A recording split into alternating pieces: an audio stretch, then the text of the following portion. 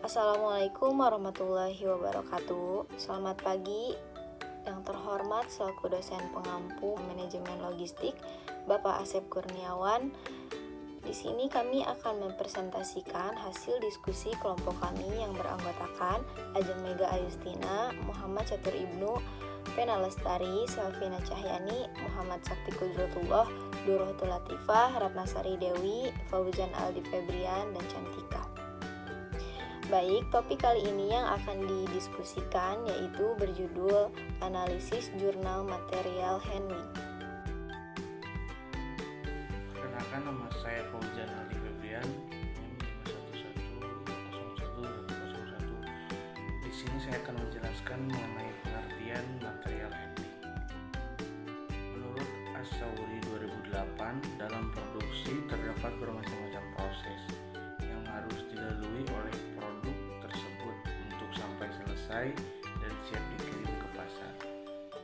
Pergerakan atau perpindahan bahan disebut material movement, akan tetapi bahan-bahan merupakan benda mati yang tidak dapat bergerak dengan sendirinya. Oleh karena itu dibutuhkan kegiatan pemindahan bahan yang disebut material handling. Material handling atau penanganan bahan adalah material yang menggunakan peralatan dan metode yang benar. Perencanaan sistem material handling merupakan suatu komponen penting dalam perencanaan fasilitas, terutama dalam kaitannya dengan desain tata letak. Oleh karena itu, perencanaan tata letak dan perencanaan penanganan material selalu saling terkait satu dengan yang lainnya. Menurut John A. Stubin, material handling adalah suatu bagian yang integral dari proses produksi yang meliputi penyimpanan, pemuatan, penurunan, dan juga bagian transportasi, mengangkut material ke pengepakan sampai barang jadi yang siap dipasarkan. Dari beberapa pengertian dikatakan bahwa material handling adalah kegiatan mengangkat, mengangkut, meletakkan bahan-bahan atau barang-barang dalam proses di dalam pabrik. Kegiatan ini dimulai sejak bahan-bahan masuk atau diterima di pabrik sampai pada saat barang jadi dikeluarkan dari pabrik. Mungkin itu saja yang dapat saya sampaikan mengenai pengertian material handling. Selanjutnya yaitu tujuan material handling. Yang pertama yaitu menyediakan atau menempatkan bahan-bahan di tempat kerja. Yang kedua, melakukan kegiatan yang nyata dalam pengolahan atau pembuatan barang. Yang ketiga, memindahkan barang-barang dan bahan-bahan di tempat kerja. Pada dasarnya, tujuan material handling adalah untuk menghilangkan pemborosan. Di sini berikut ada beberapa tujuan lainnya dari material handling. Yang pertama yaitu menjaga atau mengembangkan kualitas produk, mengurangi kerusakan, dan memberikan perlindungan terhadap material. Selanjutnya, meningkatkan keamanan dan mengembangkan kondisi kerja.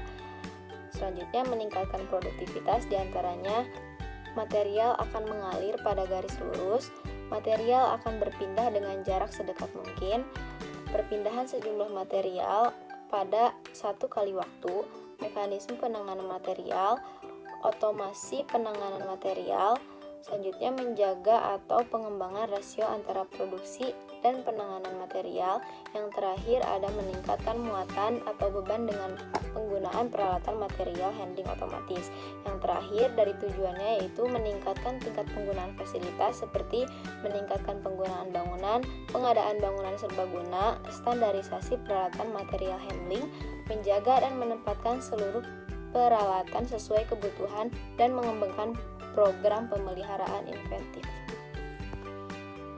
Di sini saya akan menjelaskan mengenai prinsip dasar material handling. Ada beberapa prinsip-prinsip dasar dalam perencanaan penanganan material handling. Yang pertama ada sistem material handling yang disusun harus memenuhi tujuan dan persyaratan dasar. Yang kedua ada sistem penanganan dan penyimpanan hendaknya terintegrasi.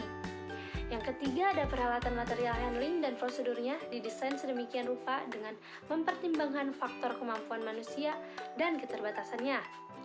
Yang keempat ada metode dan peralatan material handling yang dipilih harus memberikan biaya per unit angkut yang rendah.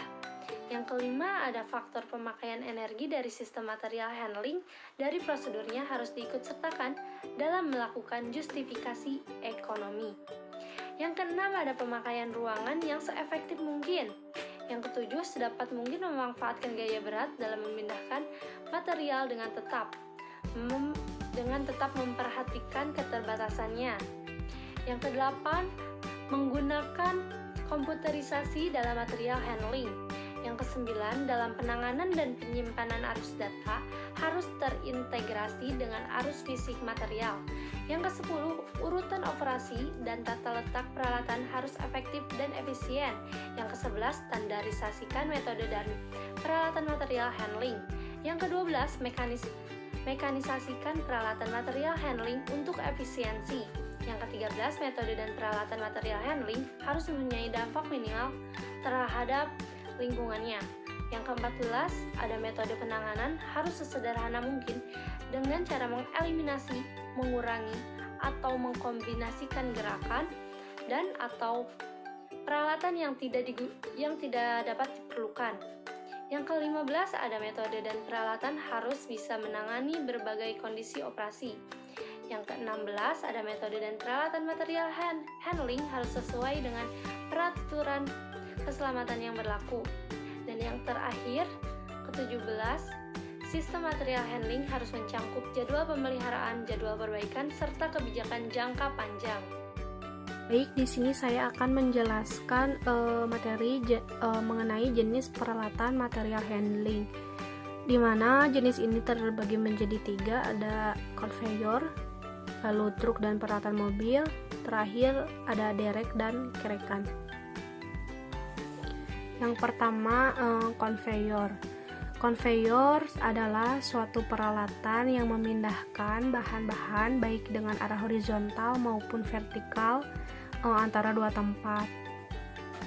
Tipe-tipe peralatan lain yang dapat ditempatkan dalam kategori ini adalah seperti eskalator, pipa, elevator, belt, dan lain-lain.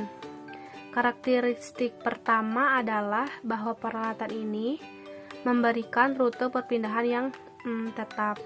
Karakteristik kedua adalah bahwa peralatan ini memanfaatkan ruangan secara terus-menerus.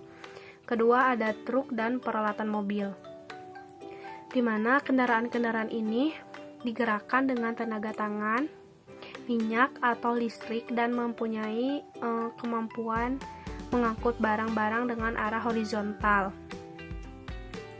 Truk dan kendaraan sejenisnya merupakan variable path equipment karena dapat bergerak dari satu lokasi ke lokasi lain sepanjang permukaan jalan yang tersedia memungkinkan dan tidak dirintang. Peralatan-peralatan ini tidak seperti konveyors.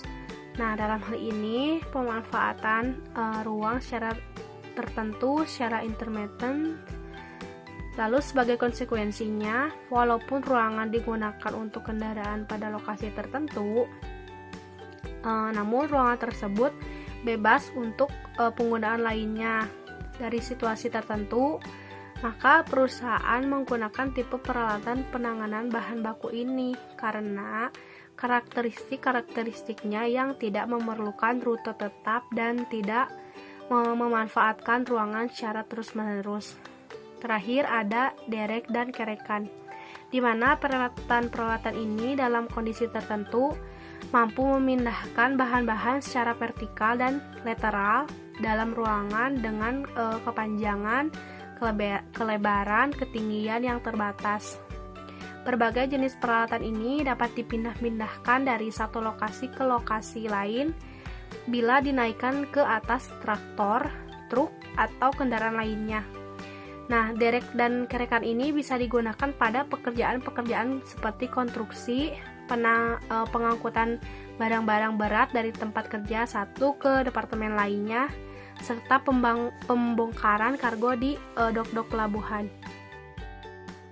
Dengan NIM 5111201098 akan melanjutkan pembahasan materi mengenai pemilihan peralatan penanganan bahan material handling, di mana dalam pemilihan peralatan ini ada berbagai faktor yang perlu dipertimbangkan untuk memilih tipe-tipe peralatan penanganan bahan.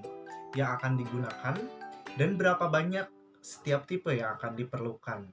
Nah, faktor-faktor pertimbangan tersebut adalah yang pertama ada jalur pengangkutan, di mana jalur pengangkutan ini akan diikuti oleh bahan atau orang yang akan meninggalkan lokasi tertentu.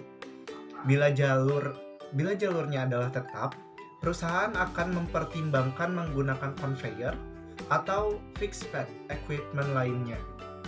Sebaliknya, bila jalur tersebut harus dilalui bersifat variabel atau tidak tetap, sebagai karakteristik produksi yang terputus-putus atau intermittent, perusahaan sebaiknya menggunakan truk dan derek atau variable path equipment lainnya.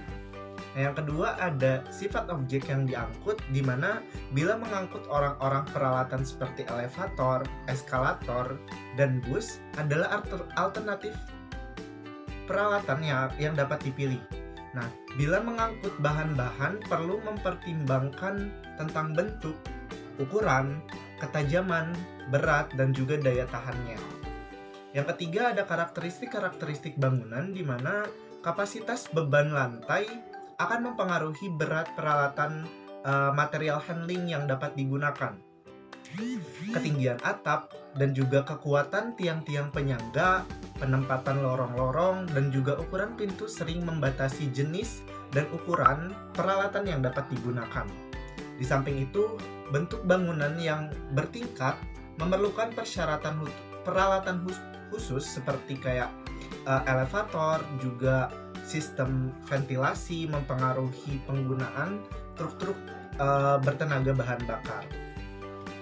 Nah, selanjutnya ada keadaan ruang yang tersedia, di mana bila luas lantai terbatas, tetapi ruangan di atap tersedia, derek dan kerekan akan lebih cocok dibandingkan truk dan conveyor. Nah, dalam kejadian di mana jenis ruangan tersebut terbatas, truk-truk kecil, conveyor, dan derek akan sesuai. Nah, yang selanjutnya ada kapasitas peralatan penanganan yang diperlukan, di mana faktor ini akan menentukan jumlah peralatan tipe tertentu yang dibutuhkan, di mana ini juga bergantung pada jumlah lahan yang diangkut per periode. Nah, yang terakhir ada biaya setiap metode alternatif, di mana faktor biaya menyangkut dana yang tersedia bagi pengadaan peralatan-peralatan penanganan bahan. Saya Cantika dengan NIM 51112011102 akan menjelaskan mengenai ongkos material handling.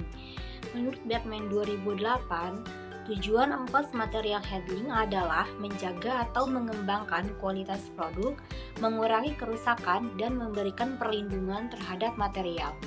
Lalu adapun biaya atau ongkos material handling meliputi yang pertama ada biaya investasi, terdiri dari harga pembelian peralatan, harga komponen alat bantu, dan biaya instalasi. Lalu yang kedua ada biaya operasi, terdiri dari biaya perawatan, biaya bahan bakar, dan biaya tenaga kerja. Lalu yang ketiga ada biaya pembelian muatan, yang terdiri dari biaya pembelian palet dan kontainer. Lalu yang terakhir ada biaya pengepakan dan kerusakan material. Di sini saya akan menjelaskan tentang hal-hal yang perlu diperhatikan dalam material handling. Yang pertama ada produk, bentuk, ukuran, jumlah unit rata-rata yang harus dipindahkan, daya tahan terhadap getaran dan benturan, bentuk dari bahan baku, dan barang setengah jadi yang harus dipindahkan. Yang kedua ada pabrik, lokasi pintu, lokasi tangga, daya tahan lantai, letak ruangan, dan jalur yang tersedia. Untuk yang ketiga ada proses produksi, urutan, arah, pembinaan material, dan perlengkapan produksi. Yang keempat dan yang terakhir itu adalah perawatan material handling. Selanjutnya, yaitu hal-hal yang dapat dilakukan untuk menurunkan biaya material handling. Yang pertama adalah pengurangan jumlah dan jarak pengangkutan.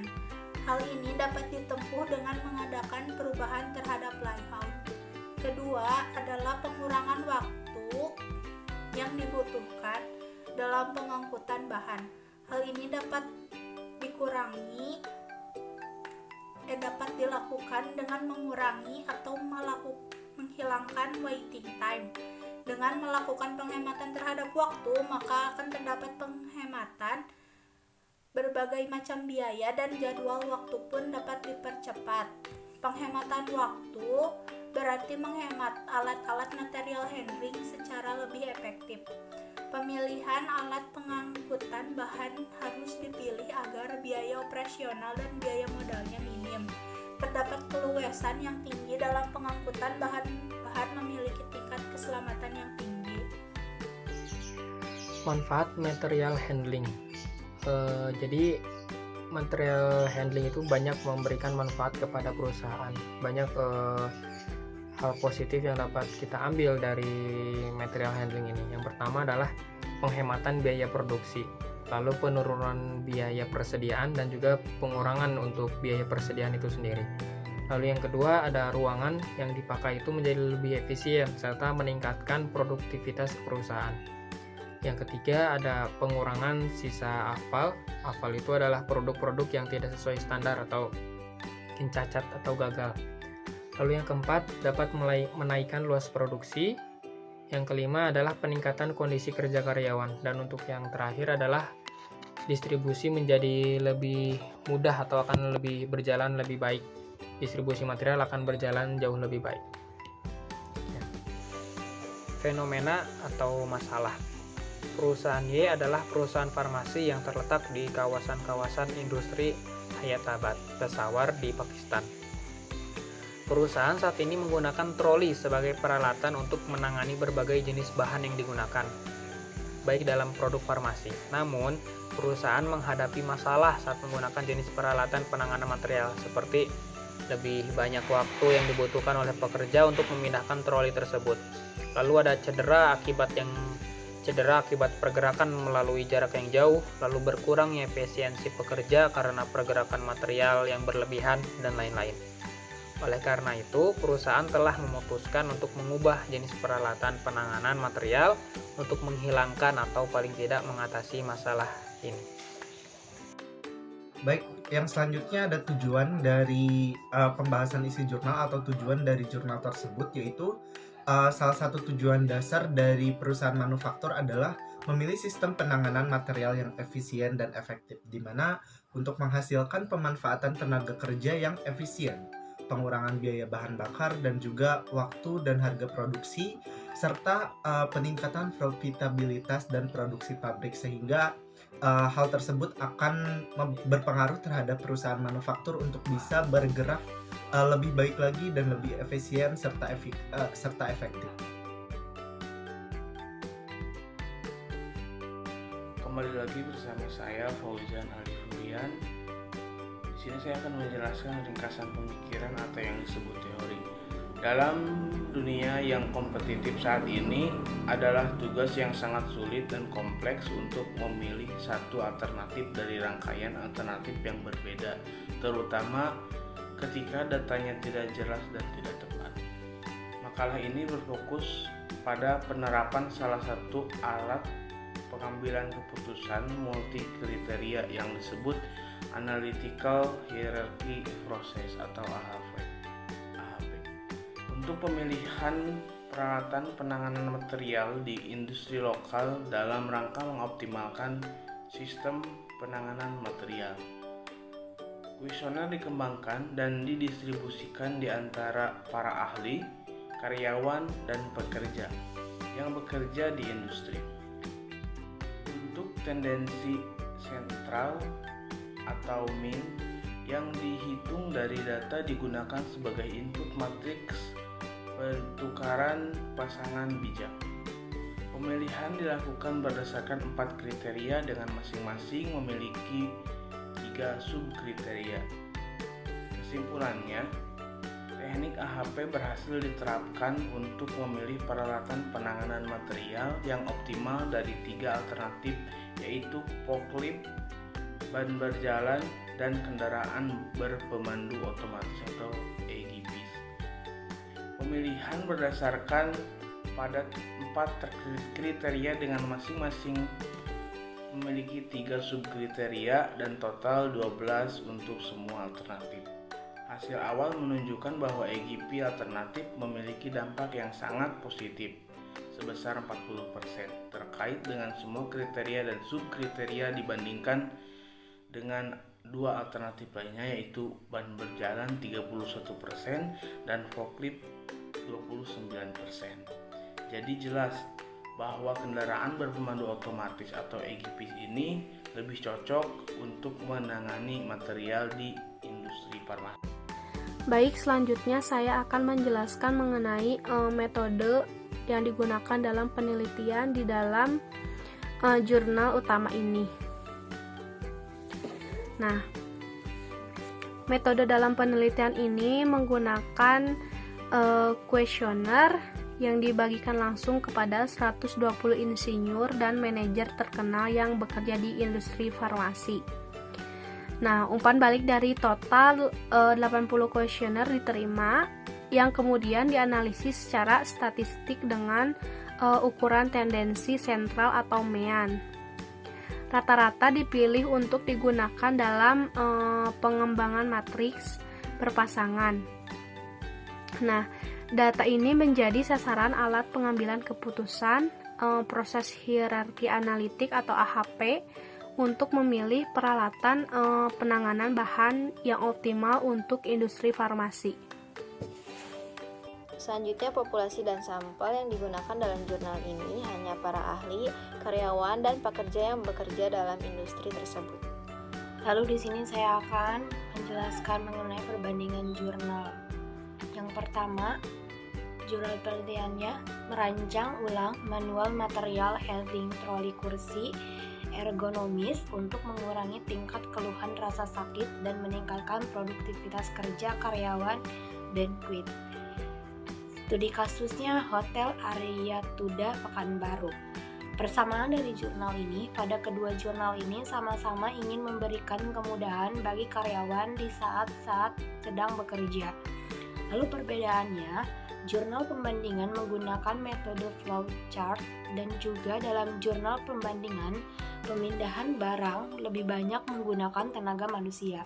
Sedangkan dalam jurnal utama menggunakan metode penyebaran kuesioner dan dalam jurnal utama barang yang dipindahkan lebih banyak menggunakan tenaga mesin yang lebih efisien. Lalu kesimpulannya, dapat disimpulkan bahwa pada jurnal perbandingan bisa mengurangi tingkat keluhan karyawan karena troli ergonomis yang digunakan sudah diperbarui dan pada jurnal utama karyawan sudah lebih mudah pada saat melakukan pekerjaannya. Di sini saya akan menjelaskan jurnal penelitian mengenai analisis bahan atau material handling perkebunan teh di PT Perkebunan Nusantara 12 Kebun Teh Wonosari dengan menggunakan material handling General Analysis Procedure yang ditulis oleh Miftahul Rizal dan Ratri pada tahun 2019. Nah, di sini ada persamaan pada kedua jurnal sudah melakukan pemindahan barang menggunakan mesin sehingga pemindahan barang menjadi efektif dan efisien. Nah, untuk perbedaannya pada jurnal pembanding menggunakan metode penelitian General Analysis Purpose, sedangkan pada jurnal utama menggunakan metode kuesioner komprehensi. Nah, dapat disimpulkan bahwa pemindahan barang menggunakan mesin dapat menghemat waktu dan dapat menghemat dan mempermudah karyawan dibandingkan dengan menggunakan tenaga manusia saja. Mungkin seperti itu. Terima kasih. Selanjutnya yaitu analisis manual dalam mengangkat bahan baku dengan menggunakan metode pendekatan biomedikanika kerja atau ergonomi pada PT XYZ oleh Ada Andika Saputra, Wahyudin Billy Nugraha pada tahun 2020. Persamaannya pada kedua jurnal ini sama-sama menyebarkan kuesioner untuk menyelesaikan masalah di material handling. Perbedaannya, pada jurnal utama menggunakan teknik AHP atau Analytical Hierarchy Process yang dimana berhasil diterapkan untuk menangani pemilihan peralatan penanganan material di industri lokal agar bisa mengoptimalkan sistem material. Sedangkan untuk jurnal pembanding yang melakukan pemindahan thinner masih dilakukan dengan manual. Pada kesimpulannya adalah untuk PT XYZ perlu adanya fasilitas penunjang forklift, ban berjalan, dan kendaraan berpemandu otomatis agar mempermudah pekerjaan karyawan. Dan untuk perusahaan farmasi, fasilitas penunjang bagi karyawan sudah cukup baik. Dan menjelaskan mengenai perbandingan jurnal yang keempat. Jurnal penelitiannya yaitu usulan perbaikan tata letak fasilitas terhadap optimalisasi jarak dan ongkos material handling dengan pendekatan Systematic Layout Planning atau SLP di PT Transplant Indonesia. Dede Muslim 1, Anita Ilmaniati 2. Lalu ada persamaan dan perbedaannya, yaitu yang pertama persamaannya dari kedua jurnal sama-sama bertujuan untuk mengurangi masalah yang ada seperti memanfaatkan tenaga kerja yang lebih efisien, mengurangi jumlah biaya, dan juga mempersingkat waktu. Lalu perbedaannya dari metode penelitian yang digunakan dalam jurnal pembanding yaitu metode pendekatan Systematic Layout Planning. Sedangkan dalam jurnal utama menggunakan metode kuesioner yang dikembangkan dengan didistribusikan di antara para ahli, karyawan, dan pekerja. Lalu simpulannya, jurnal utama dan jurnal pembanding menggunakan metode yang berbeda, tetapi pembahasan yang dibahas sama, yaitu membahas tentang mengurangi masalah yang ada dalam material handling. Jurnal penelitian yang kelima yaitu Rancangan Produk Nasional Material Handling Equipment pada proses manual paleting galon air mineral untuk mengurangi beban kerja operator. Persamaannya yaitu dari kedua jurnal ini sama-sama menggunakan alat bantu untuk memindahkan barang agar karyawan lebih mudah dalam menjalankan pekerjaannya. Perbedaannya pada jurnal pembanding menggunakan metode perancangan produk rasional, sedangkan pada jurnal utama menggunakan metode kuesioner kompetensi. Lalu di sini kesimpulannya dari kedua jurnal tersebut di dalam pembahasan sama-sama menjelaskan mengenai pekerjaan yang sudah menggunakan alat bantu sehingga mempermudah pekerjaan menjadi lebih cepat, sedangkan metode penelitiannya yang berbeda.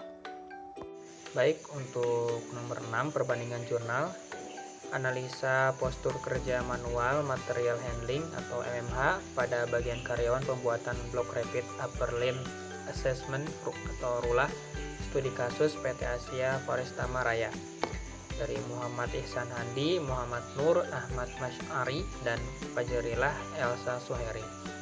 Untuk persamaan dari kedua jurnal ini sama-sama membuat kuesioner dan menyebarluaskannya kepada para tenaga kerja dan kepada para ahli. Namun untuk perbedaannya sendiri, jurnal utama proses pengambilan keputusan menggunakan proses hierarki analytical, proses hierarki analitik atau AHP. Sedangkan jurnal pembanding menggunakan keputusan menggunakan RULA dengan cara memberi penilaian pada postur tubuh. Dan kesimpulannya adalah dari kedua jurnal ini sama-sama menggunakan metode kuesioner tetapi secara pengambilan keputusannya berbeda. Terima kasih. Selanjutnya yaitu jurnal ke-7 di mana dengan judul Kajian Manual Material Handling terhadap kejadian low back pain pada pekerja tekstil. Penulisnya yaitu Indri Santiasih, di mana persamaan dari kedua jurnal yaitu jurnal utama dan juga jurnal pembanding ini yaitu sama-sama membuat kuesioner dan menyebarluaskannya kepada para tenaga kerja dan juga para ahli. Nah, untuk perbedaan dari kedua jurnal ini, untuk jurnal pembanding, tujuan dari penelitian ini untuk menganalisis hubungan antara kasus nyeri pinggang dan RWL, LI, dan variabel lainnya seperti umur, jenis kelamin, kebiasaan merokok, tingkat pendidikan, dan juga masa kerja untuk kasus nyeri punggung bawah. Nah, sedangkan tujuan dari jurnal utama ini berfokus pada salah satu alat pengambilan keputusan multi kriteria yang disebut Analytical Hierarchy Process atau AHP untuk pemilihan peralatan penanganan material handling di industri lokal untuk mengoptimalkan sistem penanganan material. Nah, untuk kesimpulannya dari kedua jurnal ini sama-sama menggunakan metode kuesioner dan yang membedakannya itu yaitu pembahasan dari jurnal tersebut. Baik, selanjutnya saya akan menjelaskan analisis perbandingan antara jurnal utama dengan jurnal pembanding dengan judul Perancangan ulang tata letak fasilitas pabrik dalam upaya efisiensi material handling di UD Donesi, di mana kedua jurnal ini memiliki persamaan, yaitu analisis kuantitatif melalui perhitungan jarak, waktu, dan ongkos material handling dalam menentukan keberhasilan proses perancangan ulang tersebut. Nah, namun pada kedua jurnal ini terdapat beberapa perbedaan, yaitu di dalam jurnal utama, proses menentukan alternatif terbaik dari sekumpulan semua kemungkinan alternatif yang terkait dengan kriteria yang berbeda dikenal sebagai masalah pengambilan keputusan multi kriteria atau MCDM. Lalu untuk jurnal pembandingnya, teknik yang digunakan memperoleh data-data penunjang antara lain studi pustaka yang merupakan teknik pengumpulan data dengan melakukan telaah pustaka. Lalu ada eksplorasi dan mengkaji berbagai literatur pustaka seperti jurnal, masalah, artikel, internet, dan sumber-sumber lainnya yang berkaitan pada penelitian. Lalu setelah mengetahui persamaan dan perbedaannya, kami mendapatkan kesimpulan, yaitu di dalam kedua jurnal ini sama-sama menggunakan analisis kuantitatif, namun hal yang membedakannya adalah pembahasan yang tercantum di kedua jurnal tersebut. Baik, untuk jurnal nasional yang ke-9 yaitu jurnal nasional berjudul Evaluasi Aktivitas Manual Material Handling dan Penerapan Ketiga Bagian Pawenting Kemasan Jerigen PP XYZ dari Kusnandi Aulia Wahyudin 2020. Persamaannya adalah pada kedua jurnal sama-sama menyebar kuesioner kepada karyawan. Untuk perbedaannya, pada jurnal pembanding, objek penelitian hanya berada di satu line, sedangkan pada jurnal utama, objek penelitiannya di semua bagian. Kesimpulannya yaitu berdasarkan hasil penelitian yang dilakukan pada bagian pawenting dan dari hasil standar Nordic Questionnaire, operator sering mengalami sakit otot tulang belakang sehingga perlu menggunakan alat pelindung diri atau APD. Untuk yang 10 yaitu jurnal internasional dengan judul Comparison of New Multi-Criteria Decision Making Methods for Material Handling Equipment Selection dari Manoj Matteo and Sagar Sawa. Untuk persamaannya, pemilihan peralatan penanganan material yang tepat memainkan peran penting dalam meningkatkan efektivitas dan efisiensi biaya produksi, biaya operasi, dan tingkat produksi. Untuk perbedaannya, jurnal utama ini alat pengambilan keputusannya proses hierarki analitik AHP. Untuk jurnal pembanding, pengambilan keputusannya multi kriteria MCDM dapat bertindak sebagai alat yang sangat baik untuk memecahkan suatu masalah. Kesimpulan yang dapat diambil dari kedua jurnal ini bahwa adalah teknik AHP berhasil diterapkan untuk memilih peralatan penanganan material yang optimal dari 3 alternatif, yaitu forklift, ban berjalan, dan kendaraan berpemandu otomatis ICVS. Pemilihan didasarkan pada 4 kriteria dengan masing-masing memiliki 3 subkriteria dan total 12 kriteria untuk semua alternatif. Kesimpulan dari materi yang kita sampaikan yaitu material handling adalah seni dan ilmu yang meliputi penanganan, pemindahan, pengepakan, penyimpanan, dan pengawasan dari material dengan segala bentuknya. Pada dasarnya, tujuan diadakan material handling adalah untuk menghilangkan pemborosan atau efisiensi. Berbagai faktor perlu dipertimbangkan untuk memilih tipe-tipe peralatan penanganan bahan yang akan digunakan dan beberapa banyak setiap tipe yang akan diperlukan. Demikian presentasi dari kelompok kami. Mari kita mengucapkan alhamdulillah. Saya sebagai moderator memohon maaf atas kesalahan dalam proses penyampaian. Wassalamualaikum warahmatullahi wabarakatuh.